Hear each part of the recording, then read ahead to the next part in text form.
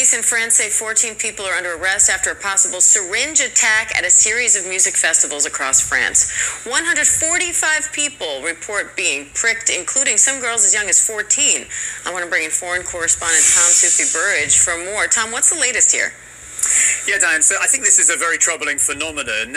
What we don't know is anything really about the malign actors who were behind this. It appears to have been inspired or encouraged on social media. So it looks like there were social media posts before this annual nationwide music festival event. So effectively, Fête de la Musique, there are music festivals in towns and cities right across France. And prior to the event, there were posts, we think, on social media encouraging people or telling people to prick people attending that event. Now, we don't know anything about the malign actors behind this.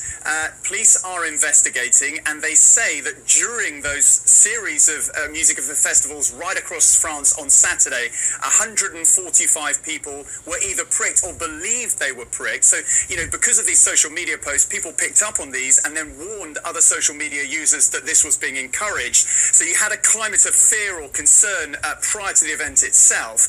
And police are saying that they have arrested so far 14 people in connection with these attacks. Tom, victims reported feeling hot flushes, dizziness, loss of consciousness, and visible marks or bruises on their skin. So are police saying what they think was in those syringes?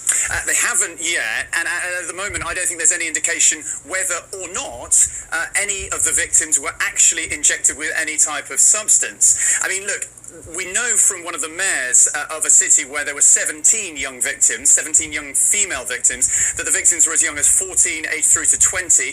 One particularly concerning thing I think that mayor said for me was that some of the victims were actually attacked in the presence of their parents. And we know that from police that most of the attackers were either pricked in their arm or in their back. They had various symptoms as you've laid out. And most of those people either were treated at the scene by first responders or then reported to hospital to give urine, saliva or blood samples to try and work out whether they were pricked or not. But I think, this phenomenon, it doesn't appear, I think, that physically many of the victims were badly hurt or damaged in this attack. That seems to be the indication at this stage. But what this attack, inspired by just a few messages, we think, on social media, has done is sow panic. So I think, French authorities right now are urging calm. They're saying we shouldn't panic, but people in future events should be vigilant and look out for this type of attack, seek medical advice, report it to the police as soon as they see it. And Tom, any sense of a motive here? Why do this? I don't think we have any motive at all. And I think this attack is symptomatic of the digital age, right? Social media. People or actors, malign actors, can go on social media now and encourage this type of attack. Now, there is nothing to suggest who is behind this attack, but we know that malign actors have been working to destabilize European countries in the past. No indication at the moment who could have been behind this, but I think it is deeply worrying for the authorities in this kind of digital social media age that we live in.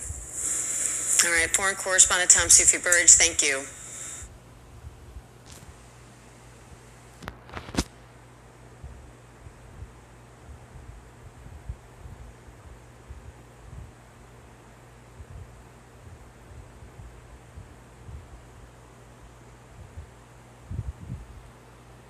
Sunday, U.S. Immigration and Customs Enforcement, also known as ICE, of course, has arrested 11 Iranian foreign nationals who officials say are not authorized to be here in the United States, including one man on the known or suspected terrorist list.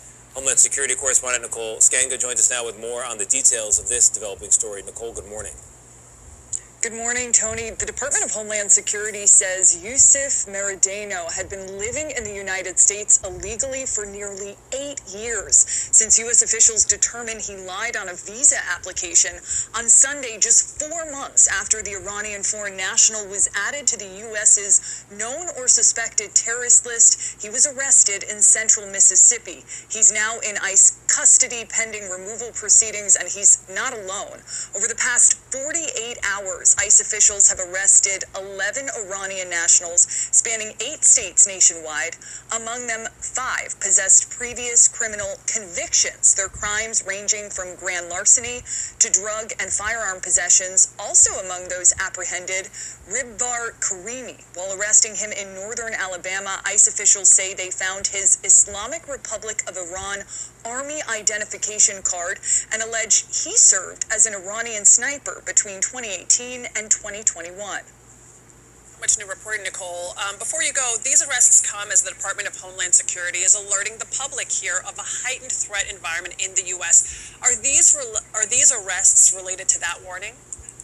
Yeah, the Department of Homeland Security activated its National Terrorism Advisory System just hours after the United States attacks on Iranian nuclear facilities Sunday. Intelligence officials tell CBS News one big concern is homegrown extremism, the potential for attacks inspired by Iranian calls to violence. Now, to be clear, officials have not linked these arrests to any specific credible terrorism plots, but all of these Iranians have been charged or accused of criminal violations, according to ICE. That means more than just violating civil immigration law.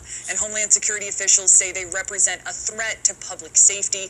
According to U.S. government data, last fiscal year, 68 Iranian foreign nationals were arrested by ICE for being in the U.S. illegally, including 47 with criminal convictions. Adriana?